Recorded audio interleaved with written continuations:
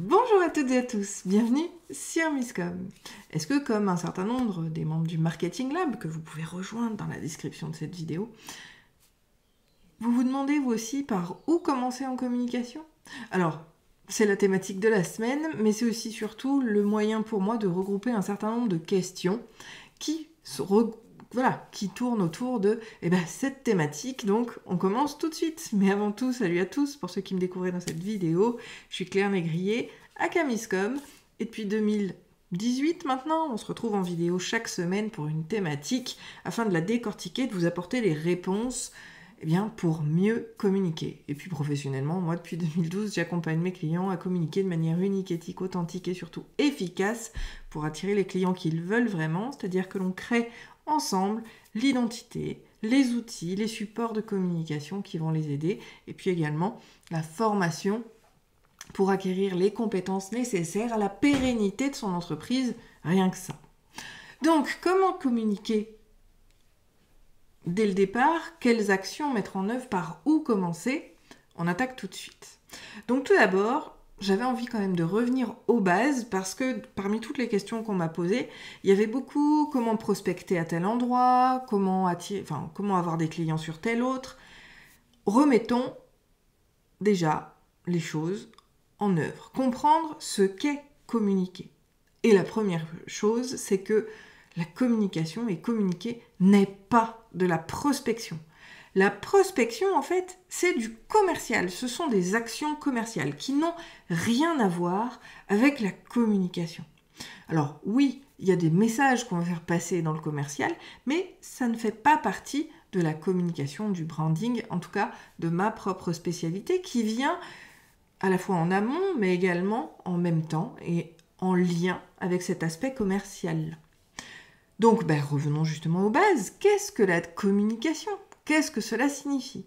La communication, c'est un émetteur et un récepteur et un message entre les deux. Et bien souvent, ce message vise à répondre aux besoins des utilisateurs tout en mettant en avant son entreprise, ses solutions pour que ça match. C'est exactement comme un speed dating ou comme les relations amoureuses. Comment est-ce qu'on fait pour avoir un chéri, une chérie, ou éventuellement le garder? Ça va être effectivement d'avoir deux personnes qui ont les mêmes valeurs, qui ont les mêmes besoins, qui ont des problématiques peut-être différentes, mais en tout cas complémentaires, pour que l'un et l'autre puissent s'accorder, s'harmoniser et créer un lien durable. C'est exactement la même chose. La communication va servir l'entreprise sur plein de points différents. Et là, on retrouve nos notions d'objectifs. Vous retrouverez la vidéo associée sur le sujet dans la description. Et ces objectifs-là, effectivement, vont amener un acheteur potentiel à acheter chez nous. Mais toute la communication, c'est la création de liens avec les gens. C'est la diffusion d'informations qui vont permettre aux gens de juger l'entreprise, ses produits, ses services, encore une fois, pour savoir s'ils sont bons pour eux et si c'est OK pour eux. Maintenant qu'on est revenu sur la base de ce qu'est communiquer, finalement, effectivement, on va comprendre la notion, et il va falloir corréler la notion des ambitions de l'entreprise et de ses objectifs en fonction des attentes des futurs clients. Là encore, le mot d'ordre, c'est la rencontre. On doit pouvoir identifier les différents objectifs. Donc pour rappel quand même, c'est objectif cognitif, celui de faire connaître l'entreprise, ses produits, etc. On peut digresser, on peut dézoomer, à vous de voir. Celui également de développer l'objectif affectif. Alors l'affectif, c'est pas du tout de faire apprécier la marque, il y a pléthore d'objectifs affectifs en communication, comme celui de faire adhérer, comme celui de considérer comme la bonne personne, pour reprendre d'autres qui sont extrêmement importants. Et effectivement, après, l'objectif conatif, qui est celui de faire agir les gens, mais l'action, l'agissement, c'est encore une fois pas acheter. Il faut sortir ça de sa tête. C'est ultra important par rapport à la communication. Ça, c'est le côté commercial. Donc bien évidemment, quand on a une page produit ou une page de service qui permet de réserver le service en ligne, on va avoir, oui, cette notion de bouton acheter. Mais en l'occurrence, c'est l'information, d'accord, la communication, c'est de l'information. L'information qu'il y aura sur la page devra répondre d'abord, effectivement, et donner l'envie de cliquer sur le bouton. La communication, c'est pas le bouton, c'est tout ce qui vient avant. Alors forcément, pour répondre du coup à la question de base, comment communiquer, par où commencer, vous trouverez le guide véritablement sur quel support, quelles actions de communication vous devez avoir pour commencer, mais aujourd'hui par rapport aux indispensables qui me viennent moi, c'est pas du tout ceux qu'on mettra véritablement en œuvre de manière pratico-pratique. Les indispensables pour pouvoir commencer une bonne communication, c'est déjà de travailler sur la rédaction de contenu. Pourquoi la rédaction de contenu? Et donc, in fine, oui, ça sous-entend d'avoir un site web. La rédaction de contenu, c'est ce qui va vous permettre de transmettre votre passion, de transmettre vos valeurs, de transmettre ce que vous faites, de démontrer votre expertise et donc de créer le lien avec votre audience qui, de facto, deviendront vos clients. Si vous n'avez pas de contenu, vous n'avez rien sur lequel les gens peuvent s'appuyer pour déterminer si vous êtes la bonne personne pour répondre à leurs besoins. Donc la création de contenu va permettre de développer cette crédibilité, de développer la visibilité de l'entreprise parce que, comme je le dis toujours, la communication c'est une synergie, une action à pléthore de réactions. Si je crée un contenu, ça me permet de créer du contenu pour les réseaux sociaux qui vont amener les gens. Les réseaux sociaux sont l'entrée du tunnel, on l'a déjà vu, vous trouverez le lien des vidéos connexes justement à ce discours dans la description de la vidéo. Mais aujourd'hui, parce que vous avez rédigé un contenu sur Internet, ça va vous permettre de nourrir les réseaux sociaux par lesquels les gens vont vous découvrir, qui vont amener les gens sur votre site web. Si votre objectif sur les réseaux sociaux n'est pas d'amener à un endroit précis de votre site web, bien souvent, ça ne sert pas à grand-chose. Alors, il y a d'autres publications qui servent à autre chose, mais dans l'absolu, il faut toujours que vos réseaux sociaux vous amènent les gens sur votre site web, amènent les gens chez vous. Votre site web, c'est chez vous, c'est là où ils vont vous découvrir, c'est là où ils vont aller chercher les contenus, c'est là où ils vont comprendre ce que vous faites, pour qui, pourquoi, comment, depuis quand, et répondre à leurs propres questions de curiosité, mais qui sont essentielles. Donc la rédaction de contenu va vous permettre, oui, de répondre à plein d'objectifs différents en termes de communication. Ensuite, effectivement, autre indispensable pour moi pour commencer, c'est de développer une mailing list. Contrairement à ce que l'on peut croire, on en a déjà parlé, encore une fois, je vous mettrai tous les liens en corrélation avec ce sujet dans la description de la vidéo. La mailing list, c'est aujourd'hui ce qui va pousser les gens à effectivement passer à l'action, d'aller lire un contenu, de trouver des informations, d'acheter un produit. Contrairement à ce qu'on peut croire, les réseaux sociaux ne vendent pas, on ne peut pas vendre à proprement parler sur les réseaux. Bon, sauf sur les marketplaces de Facebook, mais ça, c'est une autre histoire.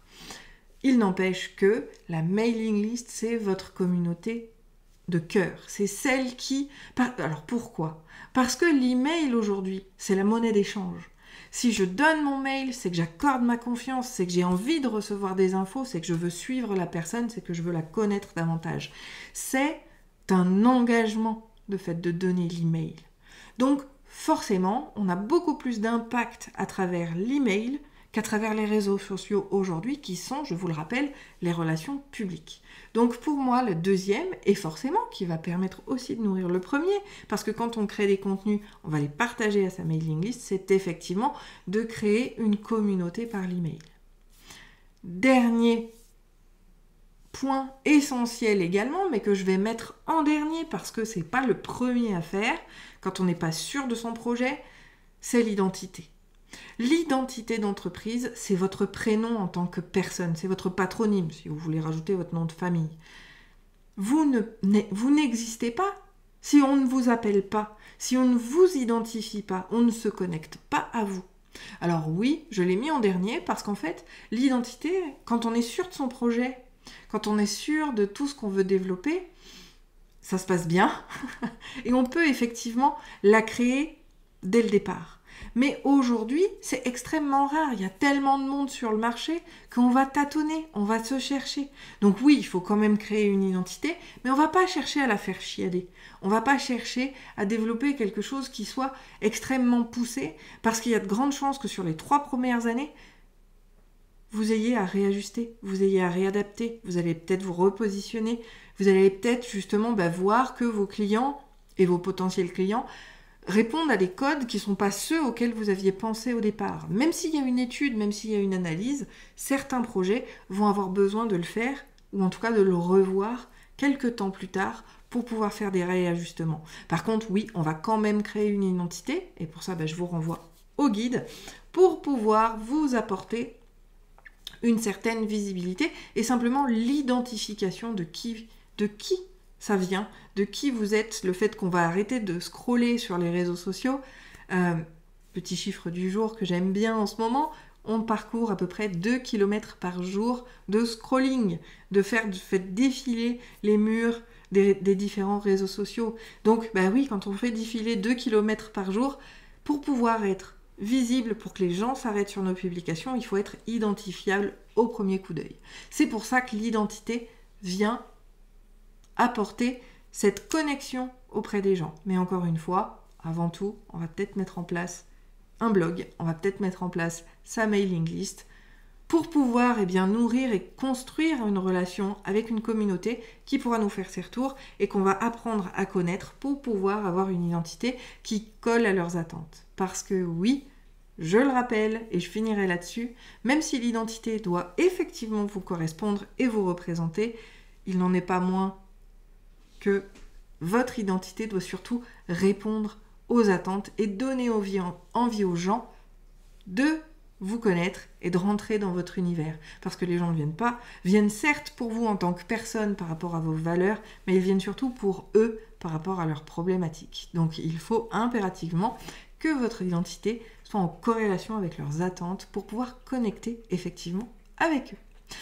Voilà donc mes quelques conseils sur communiquer par où commencer. J'espère que ça vous aura plu, que ça vous aura appris quelques notions et surtout guidé par rapport à votre cheminement à vous. Lâchez-vous la bride. Le dernier conseil, fait vaut mieux que parfait parce que sinon on ne lance rien. Il vaut mieux faire des choses pas parfaites mais qui vont commencer à vous mettre sur le devant de la scène parce que rappelez-vous quand même qu'aujourd'hui dans notre monde d'entreprises, d'entrepreneurs et de tous les domaines d'activité, on est des milliers à agir. Donc plus vite vous êtes visible, plus vite vous connectez avec les bonnes personnes, plus vite votre entreprise sera pérenne. Je vous souhaite une très bonne journée, un très bon appétit et je vous dis à jeudi. Ciao.